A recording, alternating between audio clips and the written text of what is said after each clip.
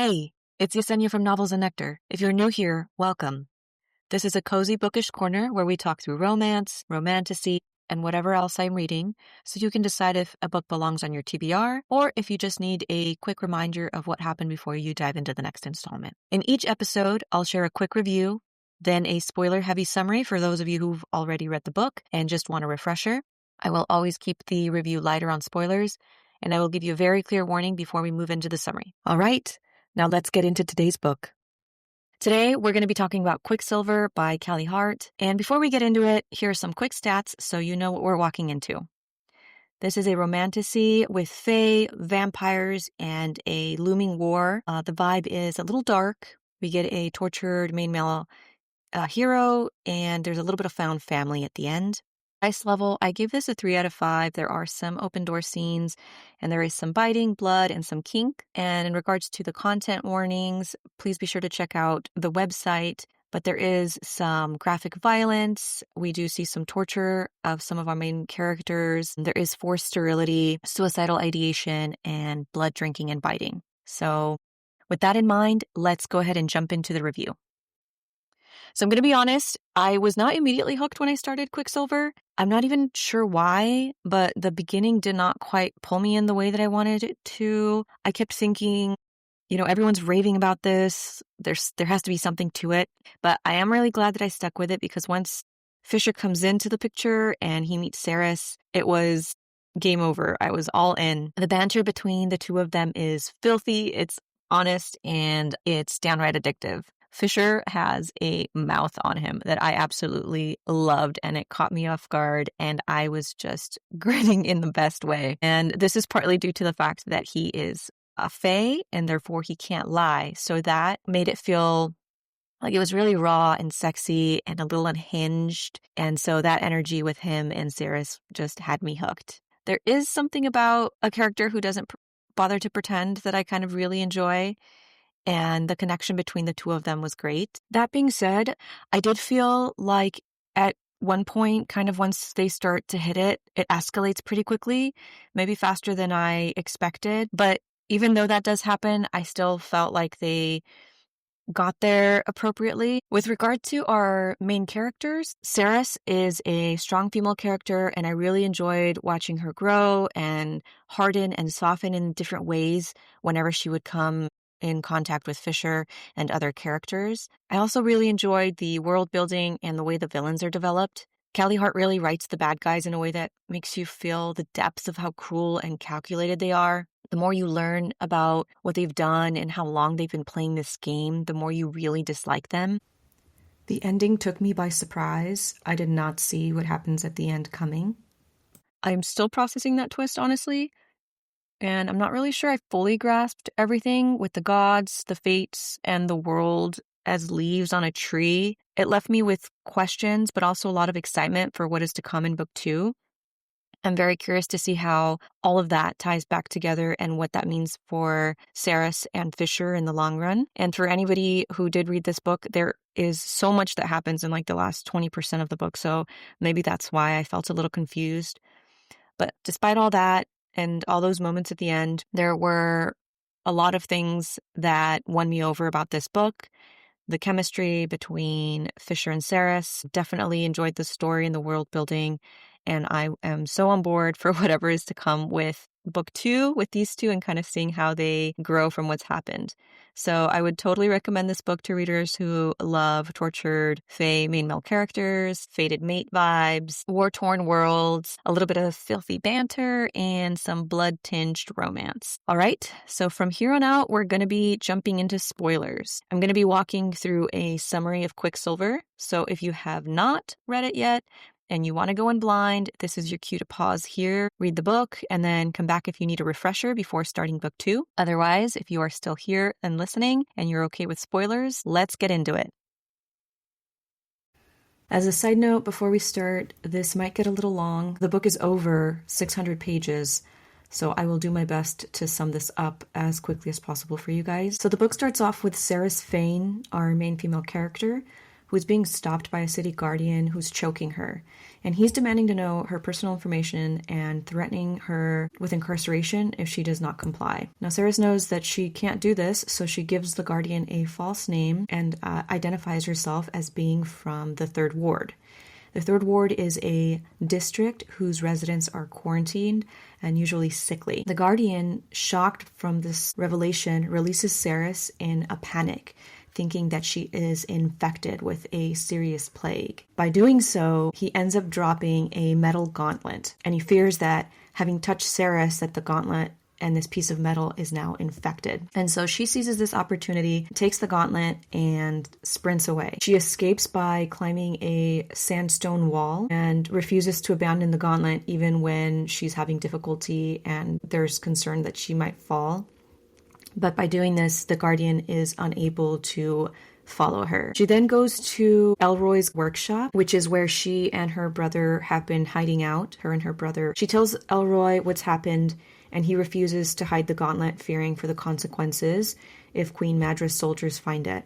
They know that this means death. Elroy in the past has helped rebel groups and sought to overthrow the queen, but he does not want to risk getting caught. He orders Ceres to return it, but although she respects him, she refuses to do so. We're able to see the differences between the two. Elroy thinks that it's better to work hard and avoid being noticed, while Ceres thinks that up and rebelling against the queen is very important, even if it's not necessarily effective. We also learn that Queen Madra is immortal and she's been ruling for over a millennium. Points out that he has concerns that some of the guards might discover that Ceres has this strange ability to connect with metal, and she doesn't really think much of it. Ceres goes out to try and find her brother, and she ends up finding him outside a tavern where he has tried to cheat at gambling in order to buy some food and water. Ceres ends up planting the gauntlet on Hayden secretly without telling him before entering the tavern and going up against the man who got into a fight with Hayden. So here we meet Carrion Swift, a man who she's had a sexual history with before, and she tells him that they had a deal that the two of them had made before. She would interfere with his criminal activities and that he would not gamble or fight with Hayden. He continues to flirt with her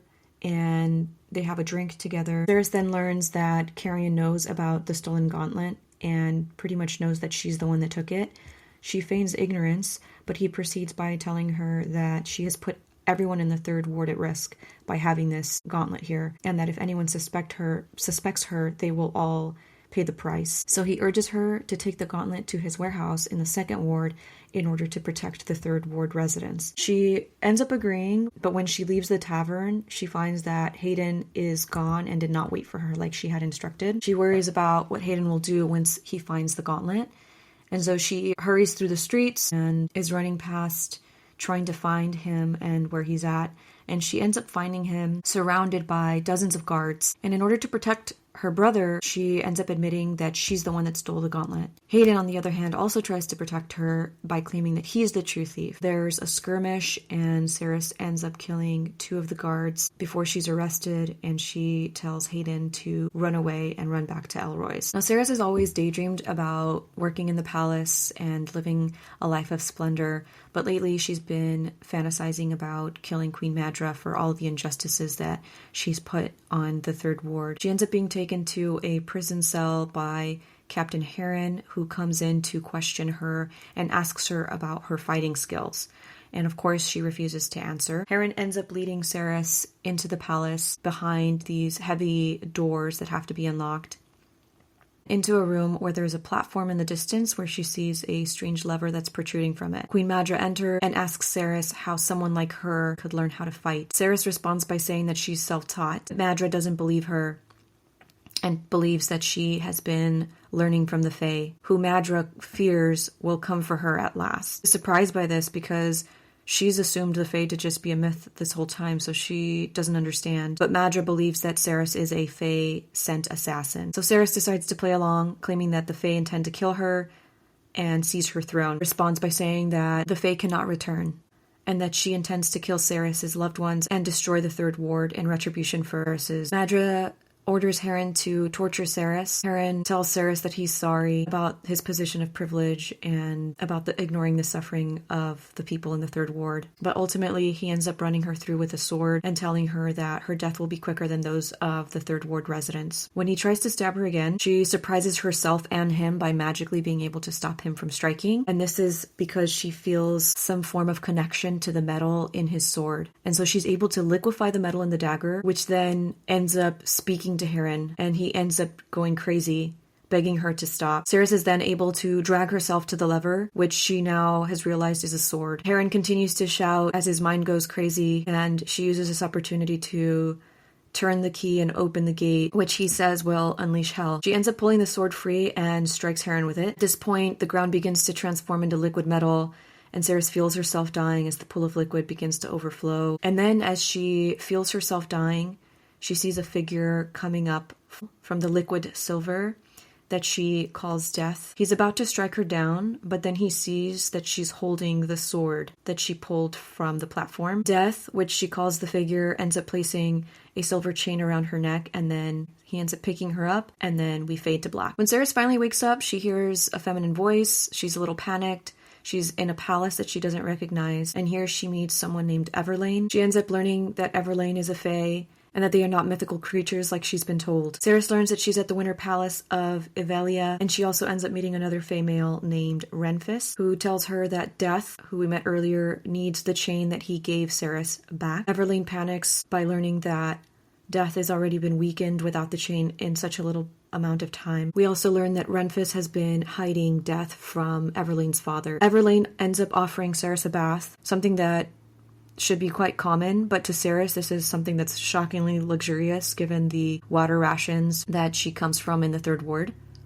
Cerys tells Everlane that she wants to go back home, but Everlane tells her that this is impossible. The Fae have been waiting for this sword to be removed, and now Everlane's father, who is also the king of the Ivelian Fae, will not relinquish that power. Cerys is then said to be presented to the king, and as Everlane hurries to get her along, we meet a couple of various gods that they worship called the Corcoran. Cerys then tells Everlane that in Zilvarin, Madra, the queen, has pretty much made herself the godlike figure. As Everlane continues to explain the gods to her, she notices that there are some similarities between Avelia's gods and the Zilvarin twins. Cerys is then brought to the throne room where they meet King Bellicon, who holds the sword that Cerys drew from Madra's chambers. Does not believe that a human could have pulled and woken the Quicksilver, but he intends to test Cerys's capacity to awaken it, and tells her that if she complies, he will keep her stay comfortable.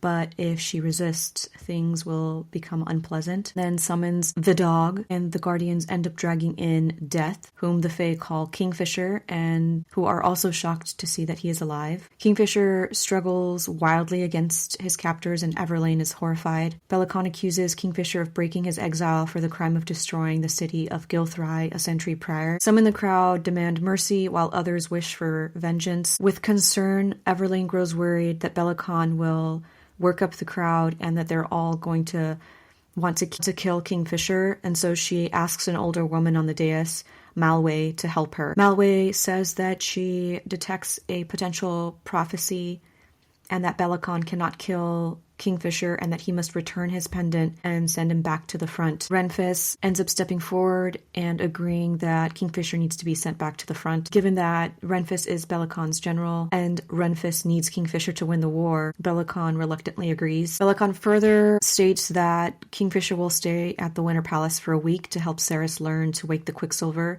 and will then return to the front. Renfis ends up giving the pendant back to Kingfisher and looping it around his neck. They end up leaving, and they're back in another room where Renfis and Everlane begin to fight about Renfis having confronted Bellicon. Then Kingfisher comes in, now appearing like he's more in control of his mind, and Everlane scolds him for having gone through the pool. We learn that Everlane and Kingfisher have not seen one another for over a century. The next day, Cerys is surprised that the sky is still dark. In Zilvarin, the two suns never set, so it's always sunny. The snow also shocks her as well. Everlane ends up taking Cerys to a library where we end up meeting Rosarius, who's the librarian. When Rosarius hears how Cerys came to Velia, he ends up calling her an alchemist, though Everlane doesn't really feel like that's the appropriate. Kingfisher ends up coming in and says that Ceres must have some form of Fae ancestry. Otherwise, the sword, Solas, the sword that she had pulled back in Zilvarin, it would have burned off her hands. Ceres becomes frustrated about feeling that she has to learn Fae history and politics.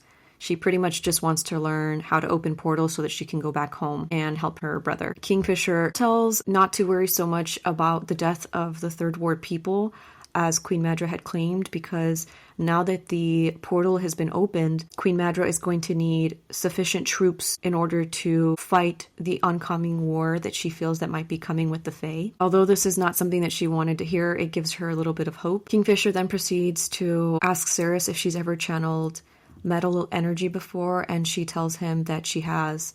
And he says that he feels pretty confident that she is probably an alchemist. The group then heads to the forge where they're going to start to work with the Quicksilver. And here Kingfisher ends up telling Ceres that the Fae have fangs due to this millennia-old curse that led them to drink the blood of humans in order to maintain their immortality.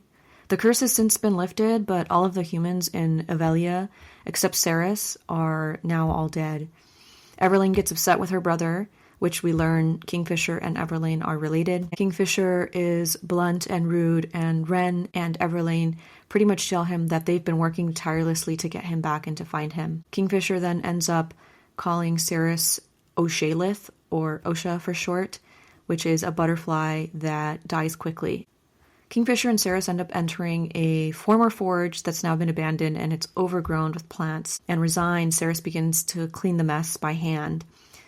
Kingfisher explains that the pools of Quicksilver connect realms, and when it touches skin, Quicksilver can cause hallucinations, which then reminds Ceres that that's probably why Heron had reacted so violently to his dagger melting, which had contained the Quicksilver. We also learn that Kingfisher's pendant is designed to protect him from the Quicksilver's effects when he's going through portals. He had once traveled without the pendant before and absorbed some Quicksilver, and if he does not continuously wear the pendant, the Quicksilver in his body that he absorbed then psychological damage and causes him to go crazy. Ceres then notes that there are some silver-like elements in his eyes that indicate the presence of this lingering Quicksilver in him. Ren returns hours later. He's shocked that they haven't really started working. Ceres is upset, saying that the forge needs significant cleaning, but then Kingfisher responds by suddenly cleaning everything up with magic, claiming that he did not do so earlier as a test to see if Ceres was a hardworking person and an easy task. The three then go back to the library, where Everlane gets upset with Kingfisher for eating in the library, so he ends up leaving. Ren and Everlane are frustrated with him, but they're still very sympathetic to his suffering because he's been exiled, and we learn that Everlane feels really hopeless about her brother being able to heal.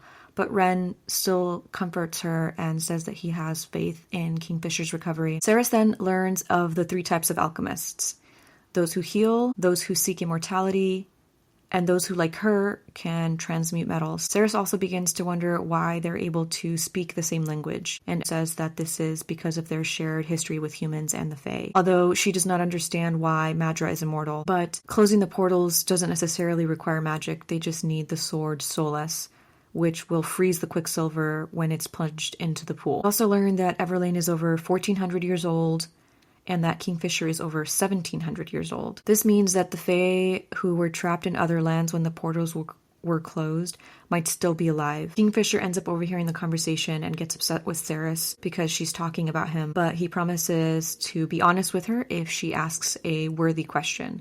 There's a little bit of sexual tension in their so she ends up asking about Bellacon's statement having said that he razed an entire city to the ground, and Kingfisher admits that he didn't have a choice, but doesn't really explain further, other than hinting that his banishment was pretty much hell. In the forge, Kingfisher and Ceres are trying to work with the Quicksilver, and he ends up pressing Quicksilver into her hand, which causes her immense pain.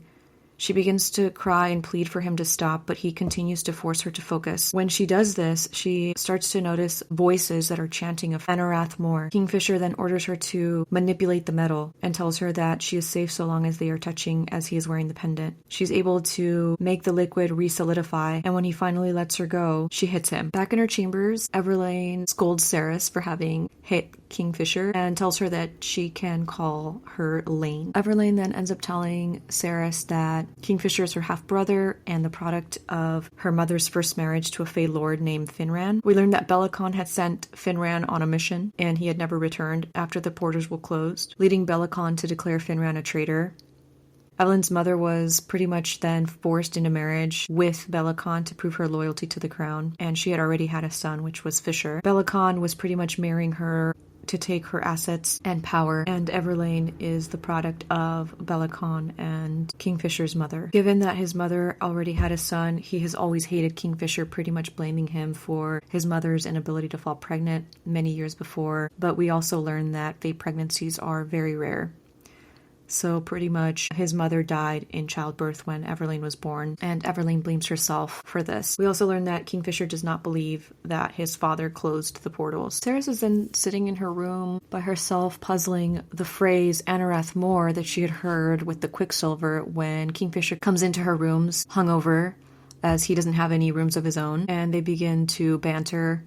Cerys obviously finds him very attractive, and he tells her that he can smell her lust for him. Ends up coming in moments later and noting that she can also smell the scent of attraction from Cerys, and this causes Cerys to be very embarrassed, and Kingfisher just thinks it's so funny, but ends up covering for Cerys and saying that he had been out all night, and that's where the smell is coming from.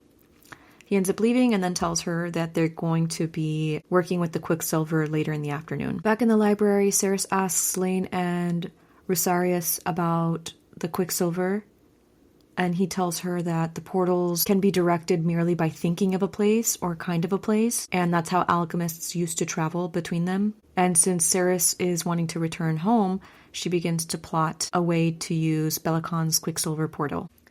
Back at the forge, Cerys sees Kingfisher working over the crucible, and he's grinding powdered fey bone into ash, and immediately calls her out for staring at him. When she denies it, he pushes back, telling her that he knows that she's a bad liar. They go back and forth, and things start to get a little flirty, while he's explaining that he wants her to use her alchemy gift to resurrect this lost art where they use relics and they can use rings to transmute the Quicksilver and allow people to be able to travel safely through the Quicksilver. As they continue to work, the experiments continue to fail, and Cerys ends up telling Kingfisher that she wants to look at his pendant to see if there's anything that it's made of that might help her figure things out. He tells her that he can't take it off because without the pendant, the Quicksilver that's inside his body will pull him towards insanity. She becomes hyper aware of his shirtless state and all of his tattoos and asks if she can still see the pendant while he's still wearing it. Fisher then begins to talk about the differences between Fae and humans and how the Fae have sharper senses when it comes to smell, hearing, etc., and tells her that he can literally hear her heart racing whenever she looks at him or gets close to him, and that her heart betrays her. Outside the forge, Cerys ends up spotting a fox, an animal that she's never seen before in Zilvarin. Kingfisher calls it a pest and tries to kill it, but Cerys stops him and in the process ends up getting bit herself. He flicks it into a cage with food and water because she doesn't want him to kill it, and then ends up shifting her gown into a shirt and trousers, then giving her a knife and warning her not to be careless with it. The whole time, Cerys is very aware of Kingfisher's shirtless state and of the tattoos that cover him and how he has all of these secrets that she wished that he would tell her. As the tension grows between the two,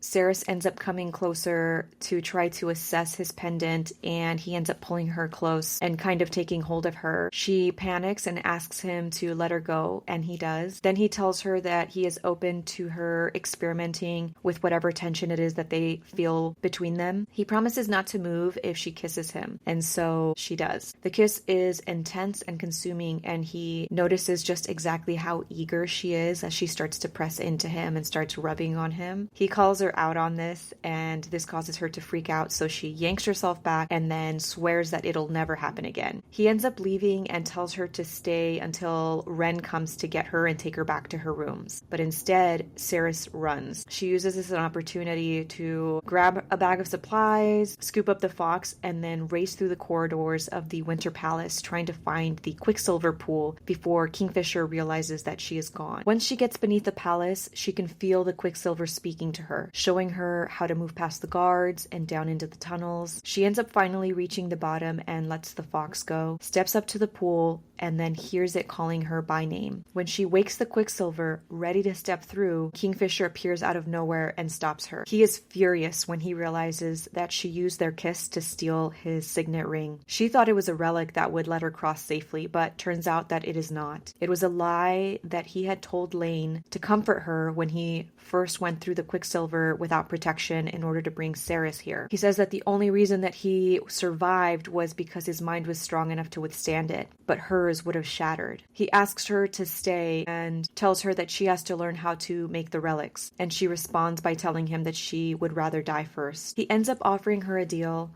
that he will go through the Quicksilver and bring back one person of her choosing from Silvarin. She hates the idea of having to choose, but in the end she ends up picking her brother Hayden.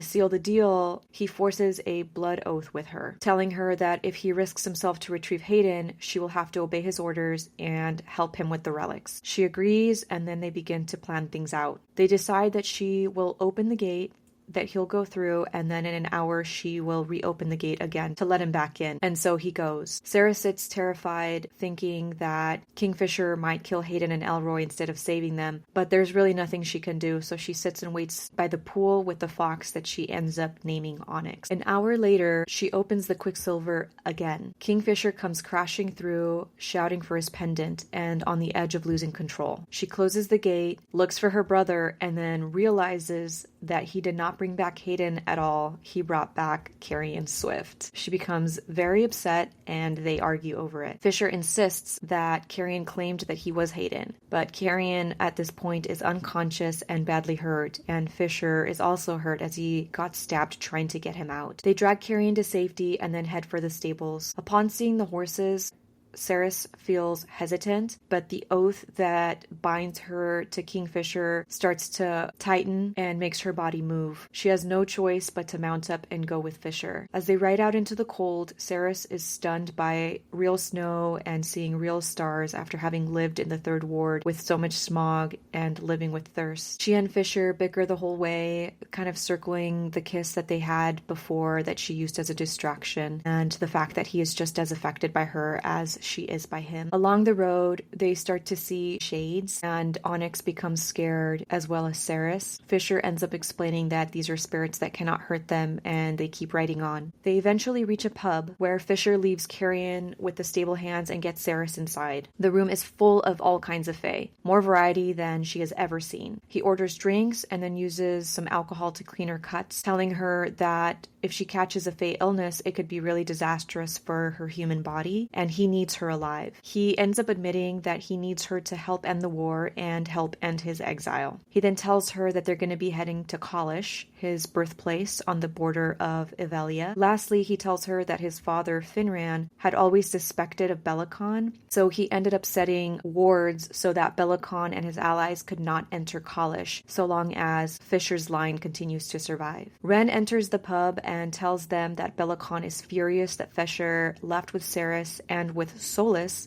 the god sword that belonged to Finran, his father. The mood in the pub shifts when other fae begin to recognize Fisher. They call him Dragon's Bane and the Fisher King and start toasting to his past victories, and this makes him visibly uncomfortable. Outside, Ceres gets her first experience with a Shadow Gate, a swirling dark portal that Fisher uses to jump between places inside of Elia. She's standing in front of it and is terrified, and so he uses the oath to force her to go through. On the other side, she is shaking and furious, and Ren is furious too. They argue about the ethics of binding a human the way that Fisher has bound Ceres. Ren ends up blaming Kingfisher's harshness on the Quicksilver poisoning that he's been going through, and tells Ceres that Kingfisher's exile is his own story to tell, not Ren's. The next morning, Carrion wakes Ceres up by pinching her and tells her that Hayden is alive and that Madra has not destroyed the Third Ward. He tells her that Hayden has been placed in another ward with a decent job, and Ceres begins to cry with relief. Carrion continues to insist that nothing major has changed in Zilvarin, but Ceres suspects that Madra's violence is far from over. He also tells her that fae healers have been working on her while she's been sleeping. When Ceres tells Carrion everything that has happened since she fell into the Quicksilver, he teases her about kissing Fisher. Fisher arrives to summon her to the forge, and this time does not use the oath. Ceres agrees to learn how to make relics, but only after Fisher promises that when she has made enough for his people that he will let her and Carrion return to Zelvarin. She learns that Kalish itself is not a war camp at all. It is a beautiful manor, quiet and protected. Ceres cannot help thinking about what it must have been like for Fisher as a child to have been taken from this and to have been sent to the Winter Palace under Belacon's control. We end up meeting a fire sprite named Archer that bursts into tears upon seeing Fisher and hugs him as if he were his own son. Fisher responds by holding him with genuine love and warmth, ends up surprising Ceres. Fisher then takes Ceres through a magic doorway into a hidden forge. She is irritated when she realizes they could have traveled this way instead of using the exhausting Shadow Gate. He explains that opening a Shadow Gate at the Winter Palace would have sent a visible flare of magic that Belacon could not miss, and that Shadow Gates only work within Avelia. The Quicksilver is something else entirely. He then shows her the rings, one chest filled with nearly 2,000 blink bands, and there are 8 more chests like it. She does the math and realizes that enough relics means about 15,000 successful transmutations, and learning this process is going to take her months. So producing that many relics will probably take her years. The forge is full of books written by alchemists long dead, but none of them give her the exact recipe that she needs to try to get started. So Ceres starts experimenting. She works with scrap metal, trying to feel for the subtle frequencies in each type, learning how the Quicksilver responds. She manages to create a tiny sample relic and follows the familiar mental whisper that leads towards the Quicksilver. Then she spends the rest of the day mixing that relic with Quicksilver and different powders again and again with no success. At the end of a long day, she runs into Ren, who comes back from the border covered in blood. He tells her that he ordered Fisher to get to know her as a person so that Fisher will stop treating her like a tool, and then he sends her to have dinner with Fisher. At dinner, she explains all of her failed transmutations. She worries about running out of Quicksilver because any failed attempt burns some of it away. Fisher says that he can't give her more, as Quicksilver is scarce, and Belacon has claimed any new discoveries for himself, but refuses to hand over any to his armies. Fisher suspects that Belacon is not truly invested in winning the war. At dinner, Archer and the other sprites are shocked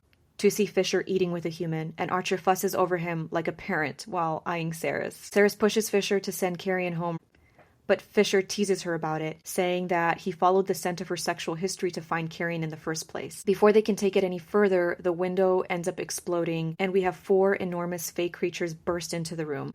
We learn that these creatures are called feeders. Fisher draws Nimmerel, his god sword, and ends up fighting the feeders with such grace that Ceres becomes momentarily distracted. She ends up fighting one of the creatures herself. It ends up scratching her with poison claws and nearly kills her before Fisher ends up cutting it down. When the danger passes, he explained that these feeders are soldiers from Sanisroth, Evelia's enemy, and that they cannot be killed with silver. Time passes and Ceres dreams of being trapped with feeders. She ends up waking in Fisher's bed. They immediately start arguing about who is to blame for the attack and how likely it is to happen again. She insists that humans and Fae are more similar than he thinks, but he insists that humans are fragile, weak, and easy to break, and he tells her to stay in his bed and rest while he travels to Anir, the war camp on the river. He jokes that she will end up asking him to join her in bed, which of course she denies. When he leaves, she tries to get up and realizes that she literally cannot. The blood oath that they had bound before holds her there. And so for 5 days, she is trapped in that bed, bored out of her mind, only to be able to get up to use the bathroom. On the 5th day, Carrion comes to entertain her, openly flirting and even suggesting that they sleep together in Fisher's bed. She refuses, but the banter helps. He proudly shows off new boots that Fisher gave him in exchange for finally bathing, which tells Ceres Fisher could smell her on Carrion. Once she is healed, Ceres goes back to the forge and fails through several more experiments, each one burning through more precious material. Ren eventually appears again, stained in blood from the front, and tells her that Fisher is back and wants to see her. She insists that Ren come to dinner, and she ends up bringing Carrion too. At dinner, Carrion flirts with Ceres until Fisher ends up growling at him, and we learn that Fisher is annoyed that Ren and Carrion are there at all. Ren is surprised when Ceres ends up choosing the seat directly next to Fisher. They start talking, and then things turn into talks about training, and Ren ends up inviting Carrion to learn the Fae fighting styles. Ceres wants to join in, of course, which leads to more bickering between her and Fisher about how she spends her time. When she stubbornly refuses to eat, even though she is hungry, Fisher uses the oath to make her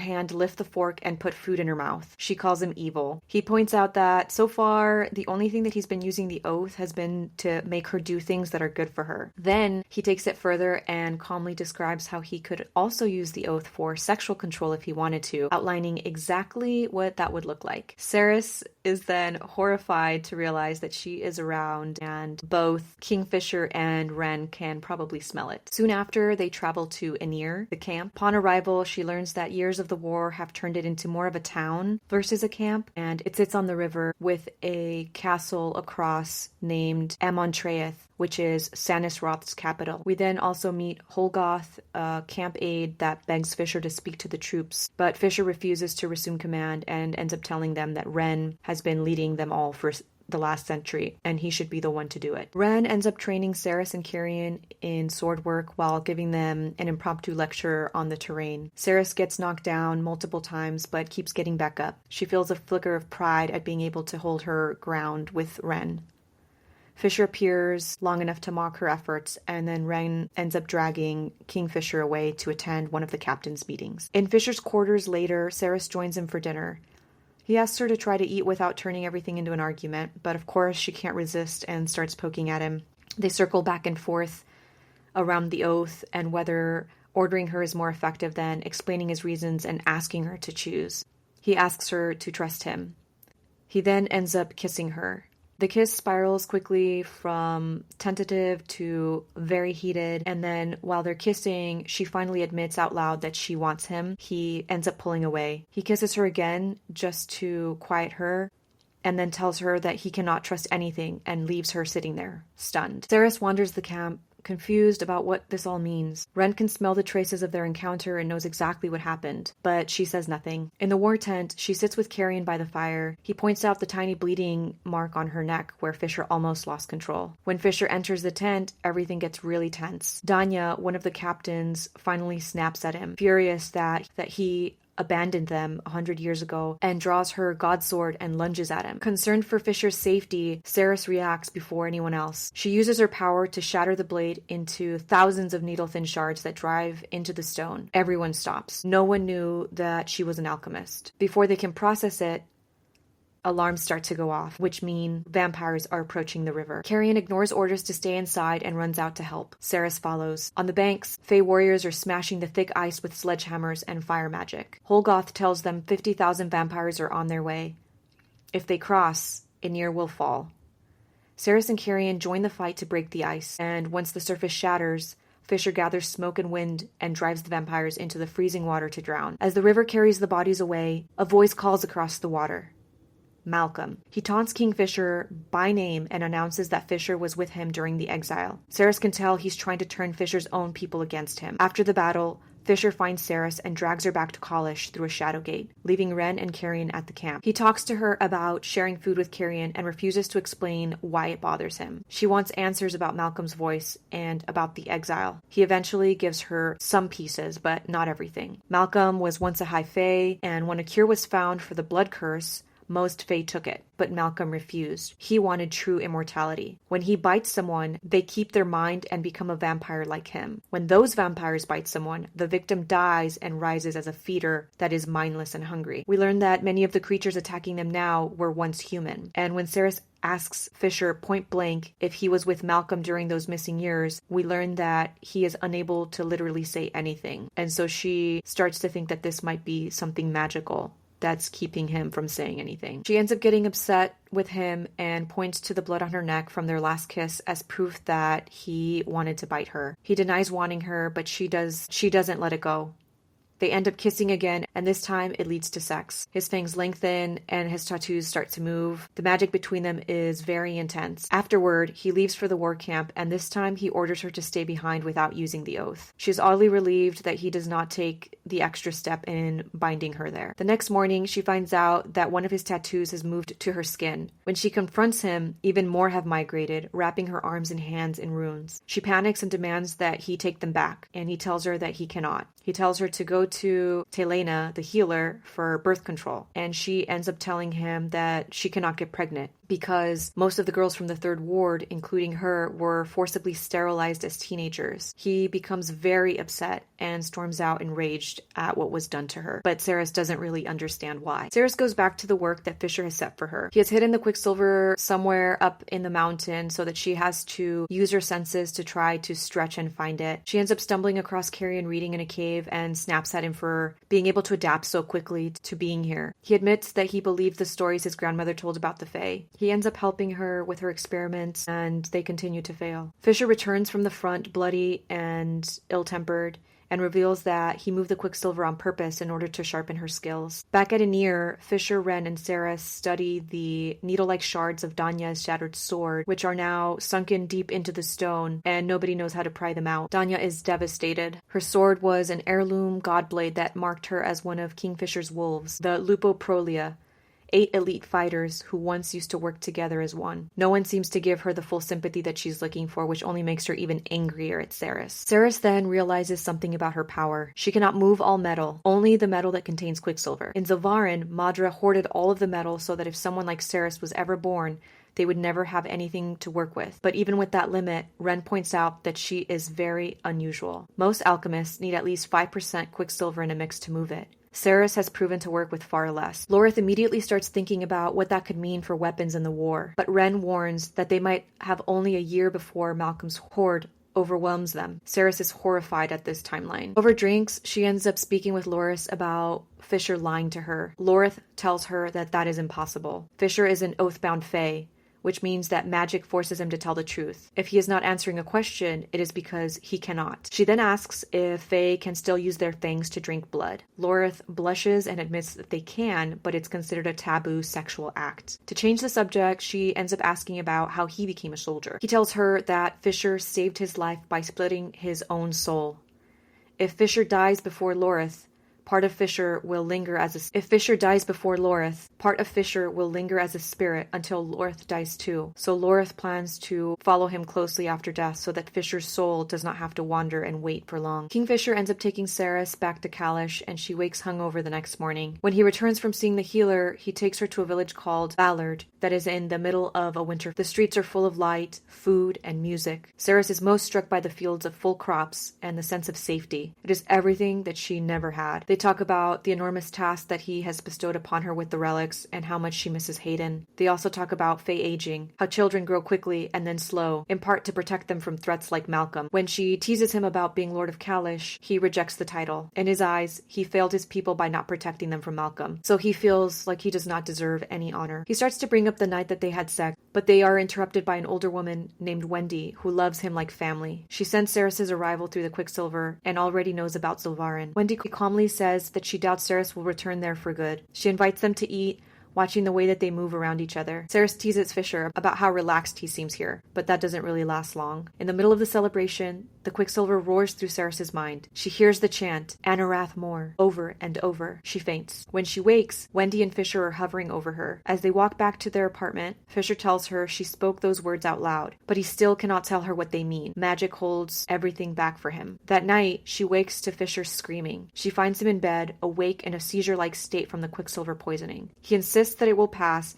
and that he does not need a healer, but she refuses to leave. She stays with him through the hallucinations and the pain, talks to him, and anchors him with her story. She tells him about her father dying, her mother, Iris, turning to sex work, the contempt of their neighbors, and how Elroy took Ceres on as an apprentice. She tells him that Iris began smuggling weapons for Madra's enemies, and the rebels taught Ceres survival skills, including how to siphon water, and how she used those skills to keep Hayden alive. She tells him how she watched the guards kill her mother when they caught her carrying weapons, and how Madra quarantined the third ward. She and Hayden have survived through squatting and stealing. And by the end of the night, Fisher quietly admits that his mother was murdered too, and asks her to lie beside him. Their connection starts to deepen. The next time they sleep together, Ceres realizes that she can hear his thoughts. She leans into the telepathic bond and asks him to bite her. When he does so, it is both physically intense and emotionally intimate. Later, when she wakes, she notices that even more of his tattoos have migrated onto her skin. Runes cover her forearms, her hands, her body. Fisher hides them with magic and tells her that she has a month to decide if she wants them back. After that, they will be gone. He tells her that the largest rune represents sacrifice, but she cannot stop thinking of the marks as a kind of prophecy about what might happen to them. Back at the forge, the relic still will not work. One day, after yet another failure, she throws bottles and shouts at the Quicksilver for laughing at her. Carrie listens and points out that she always describes working with the Quicksilver as asking it to change. Maybe she should actually ask it to become a relic. The idea is simple and annoying, but she is desperate to try anything. She goes to where the shards of Danya's swords are embedded and focuses. This time, the Quicksilver answers her more clearly than it ever has. It speaks in we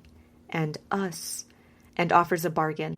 It will come out of the stone and be forged into a blade if she pays a price. In this case, a song. It also says the sword will not awaken as a relic until it has tasted the blood of the one who will carry it. The metal begins to rise out of the rock. Ceres gathers it and asks Lorith, who used to be a singer, for a song. She spends the entire night at the forge. Carrion and Lorith hang out, going back and forth over a knife bet. Lorith carves a wolf's head to use it for the hilt. Fisher ends up sending her telepathic messages telling her to sleep, but of course she ignores it. She keeps working with the metal until the blade is sharp and beautiful. When Lorith touches the blade, it cuts his finger, causing an aurora above them to light up in the sky for the first time in thousands of years. Lorith sings a ballad in honor of Kingfisher, and the sword takes the song, but chooses Lorith instead of Danya to be its wielder. When he tries to recall the lyrics, he finds that they are simply gone. The Quicksilver whispers that the song belongs to it now, and only Ceres remembers, because she is the alchemist. Lorith names the sword. As soon as he does, it glows with bright magic known as Angel's Breath. Everyone at camp is buzzing about Angel's Breath returning to the world. Fisher gives Ceres a bath afterward and is gentle with her for once. They fall asleep together and she lies there thinking about how she's gone from a desperate pickpocket to someone who can now make legendary blades. She reaches out mentally to the Quicksilver again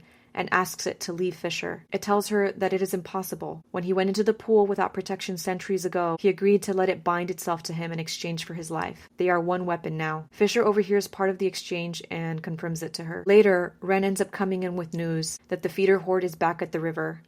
Ceres insists on going again, but Fisher actually lets her, on one condition that she follow his commands. He gives her Solas, his father's sword, and she is really moved by his trust. At the river, they repeat the same strategy. Break the ice, push the vampires into the water, and drown them. It works at first, and then, to everyone's shock, the vampires claw their way out of the freezing river. Fight turns into brutal close combat. Fisher leaves her with Ren and then goes deeper into the chaos. Ren tells her that she is Fisher's only reason for living now, so she cannot die. As she fights with Solas, she realizes that she is moving with almost supernatural confidence. Later, Ren and Fisher both praise her for her ability. Lorith and his new blade with Angel's Breath help turn the tide. But then we see Everlane appear on the far bank on the other side, surrounded by vampires. We meet a vampire named Taladeus, who has her leashed with a golden cord, tells them that Everlane has already been bitten by Malcolm. Ren and Fisher begin to argue about what to do. Fisher wants to plunge into the river to go save her, but Ren argues that without Fisher's magic, they will be slaughtered. Taladeus then delivers an ultimatum. If Fisher does not bring Ceres to Malcolm in the ruined city of Gilthry, Malcolm will go through with Everlane's transformation and torture her for all of eternity after she's turned into a vampire. Back at the camp, everyone is gutted. They know that Everlane is in danger because Malcolm's venom is lethal. She either needs to drink Malcolm's blood to complete the transformation, or she will die and return as a feeder. Danya ends up storming in and demanding Lorith give her sword back. When she tries to grab Visieth, it flares and cuts off her hand. Fisher offers to take her to Kalish so that Telena can regrow it. Before they leave, Fisher, Ren, and Lorith perform a ritual marking Ceres' first battle, and for the first time, we hear Fisher speak her full name. At dinner in Kalish, Ceres takes her usual place beside Fisher. Danya mocks her, saying, "That seat is for the lady of the house." Ren and Fisher shut that down immediately. Afterward, Ceres and Kyrian return to the forge. This time, when she works with the Quicksilver, it demands a secret instead of a song. Ceres admits that she does not want to go back to Zilvarin. She wants to bring Hayden and Elroy to Evelia. In her heart, she also knows that she does not want to leave Fisher. The Quicksilver accepts the secret and tells her that her role is to stay and save Kingfisher, a task that she does not fully understand. When she seals the new relic ring with blood and puts it on, the Anorath Moor chant screams through her mind until she rips it off. Telena comes to the forge to check on her after the battle. Carrion flirts with Telena, and she responds by showing him the runes tattooed along her arm, marking her as married. She explains that Fae couples ink these runes on their 5th anniversary, and that long ago, before the gods left, these marks would sometimes appear on their own as signs of true mating bonds. She learns that 7 runes is already a lot. There are stories of wrists completely encircled in runes, a god binding, a direct blessing from the gods. Those stories always end in tragedy.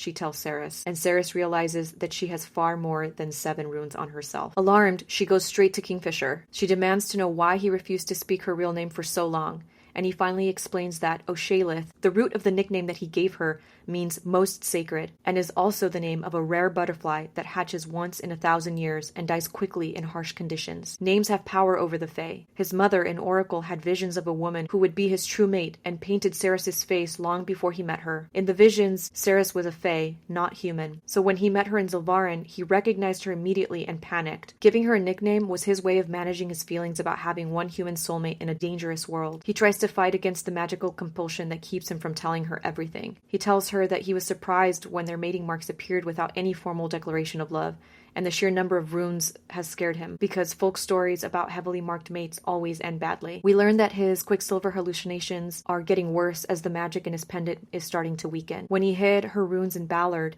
it triggered a window where either of them could reject the bond. His plan was to send her back to Zilvarin and then have Ren help him die once he fully lost himself. Ceres becomes infuriated, as he has decided all of this without asking her. She tells him about Lorth's promise to die right after Fisher so that his soul can rest, and ends up storming away determined to find another way.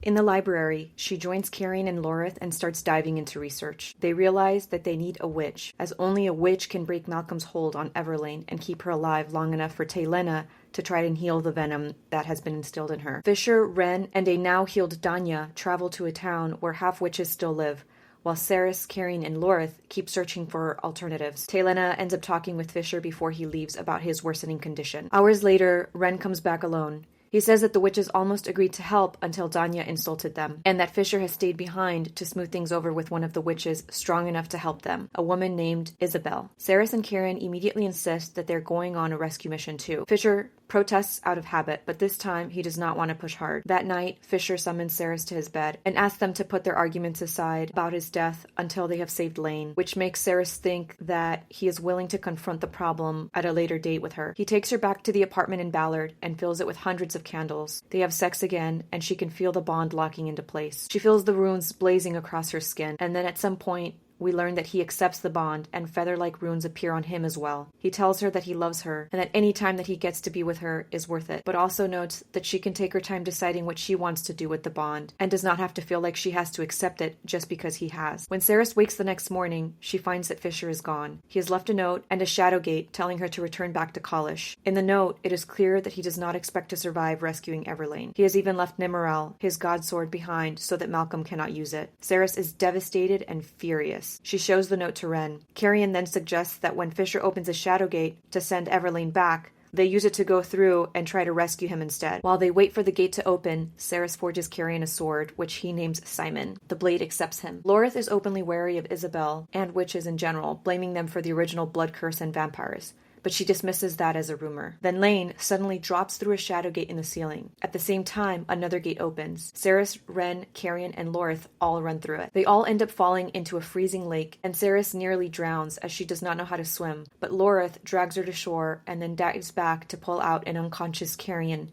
and helps revive him. Ren was not able to make it through before the gate closed. Lorith gives Ceres and Carrion a strong pain-killing drink and then leads them to the sound of chanting. When Ceres touches the obsidian cliff they are climbing, she hears again, Anarath Mor, Anarath Mor. At the top, they find an amphitheater filled with people all chanting Anarath Mor, which Lorith translates as, release us. At the bottom, on a dais, Fisher stands bloodied and on his knees. Heron appears behind them, his eyes flooded completely with Quicksilver. Hundreds of feeders are coming in. He ends up opening a warped kind of portal that feels wrong, even when compared to the shadow gates. Fisher tries to shout in Ceres' mind, telling her not to go through, but the pull is too strong.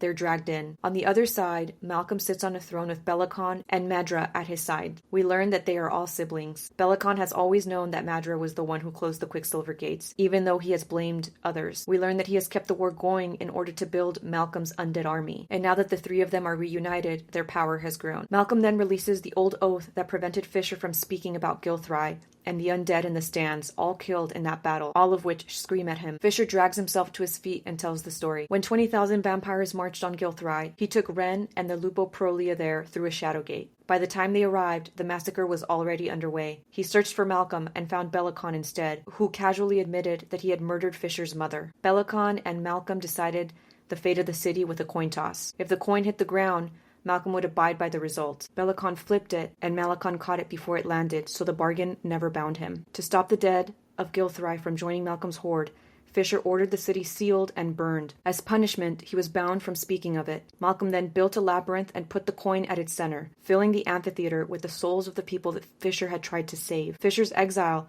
was him wandering that labyrinth for decades, searching for the coin so that he could finally let it all fall, hit the ground, and set the people free. But everything changed when a Quicksilver pool opened beneath the maze, and he felt Solas on the other side, and so he jumped. As soon as he's done telling the story, Fisher ends up grabbing Solas from Ceres and drives it through Bellicon. Malcolm lunges for Fisher, but Lorith steps between them, and his god sword burns Malcolm. Heron attacks Ceres. She stabs him in the gut with a dagger and taunts him for having served Madra, even in death, before he falls. Fisher shouts for them to head back to the labyrinth, and they run. As they're going through the labyrinth, the walls continue to move, reshaping the paths. They encounter a massive spider demon that cannot see or hear them, but can sense even the slightest movement. Ceres focuses on the pole of the Quicksilver at the center of the maze and uses it to guide them while they flatten themselves against the walls and try to slip past the spider unnoticed. Then, the walls shift and betray them. The spider senses them and gives chase. Lorith ends up killing it, but Fisher warns that it will not stay dead for long. Ceres keeps following the pull that she feels from the Quicksilver as the maze twists around them. At the center, they find mountains of coins, all identical. Malcolm, Madra, and a restored Bellicon stand atop of the pile. Fisher quickly tells Ceres that the real coin is pure silver, and Malcolm cannot stand on silver without burning. Carrion steps forward and provokes them, taunting Malcolm into biting him before revealing his full name, Carrion Dianthus. Whatever weight that name carries ends up hurting Malcolm. Ceres feels the call of the Quicksilver and realizes that it sits inside the dead spider's body. The Quicksilver again demands another small favor in exchange for guiding her. She says aloud that Fisher is her mate, and her runes blaze to life as she reaches into the spider to grab the coin. Then Malcolm appears at her back. He tries to wrench the coin free. Meanwhile, Ceres is in agony. The painkillers are starting to wear off, and even weakened, Malcolm is still very powerful. He throws her against the wall and points to the runes on her hands, mocking her ability to shape more than Quicksilver. He tells her that he is jealous that Fisher has drank her blood. She stabs him, but this is mostly a distraction. While he is focused on hurting her, she grabs the leather pouch holding Bellicon's coin and flips it so that the coin finally hits the ground. And when it does, the souls of Gilthry are finally released. With the last amount of her strength, she grabs Solas and cuts Malcolm's head off. His head bursts into flames, and the power of the sword blows the amphitheater apart. Madra escapes through the Quicksilver gate, and Lorith is still fighting Bellicon with his blazing sword. Hurt and disoriented, Ceres ends up blacking out. When she wakes, Fisher and Taladeus are over her. Fisher wants to save her the way that he saved Lorith by splitting his soul again,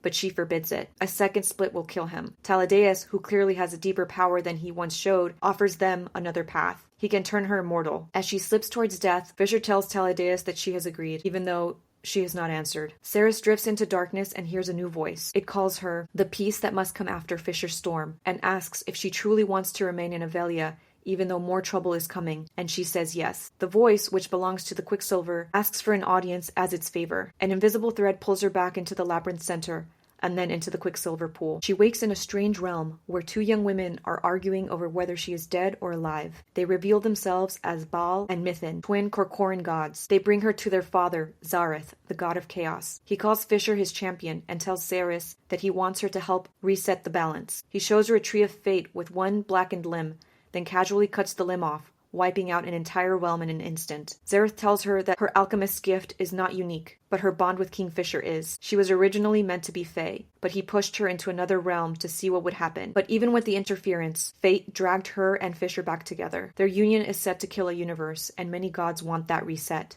But Zareth sees another path, one where they fight side by side and save everything. To give him a chance, he will sever her from the tapestry of the universe so that the other gods cannot meddle with her life anymore. She will not need to become a perfect chosen one. She just has to live and keep choosing Fisher and this world. And it is also the only way that she can truly free him from the Quicksilver. She agrees to be remade into something new, and Zareth shoves her back into the Quicksilver. She floats in darkness and follows a bird that reminds her of Fisher. Then she wakes in a bed and immediately vomits. Taladeus is there, who tells her this is normal, as she has been turned into something half fae, half vampire. He blocked her memories at first to spare her, but at her request, he returns them. She remembers her death, her conversation with Zareth, and the days of agonizing transformation that followed. He admits that when he was first turned and forced to serve Malcolm, he feared immortality. But now that he is free, he is not sure what he wants. Carrion appears in his true form, and we learn that he has been Fae royalty all along. Fisher's father hid him in Zilvarin as a child to protect him from Belicon, and he has lived more than 1,000 years. We also learn that his bloodline created the original blood curse, which is why Malcolm's venom could not truly turn him. Lorith tells Cerys that Everlane survived the enthrallment with Isabel's help, though Belicon was able to escape. Fisher still feels torn about having told Taladeus to turn Cerys into a vampire without her consent, and Cerys is still trying to decide how she feels about it.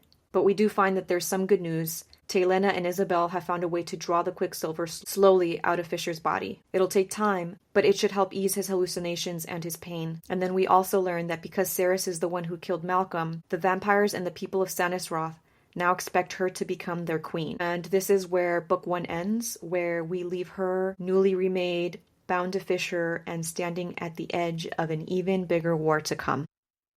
All right, guys, thank you so much for hanging out with me today. If you want to dive deeper into the books I talk about here, you can head over to my blog at novelsandnectar.com with a K, where I share spicy chapter lists, similar book recommendations, song pairings, and discussion questions if you want to keep the conversation going. If you are part of a book club and want ready-to-use questions and guides all in one place, you can also join the Nectar Nook, my membership, where I put everything together for you in one cute, cozy space. And if you want to keep up with new episodes and new reads, be sure to hit the subscribe button and join my newsletter so you never miss a bookish update. Thanks again for listening, and I will see you in the next one.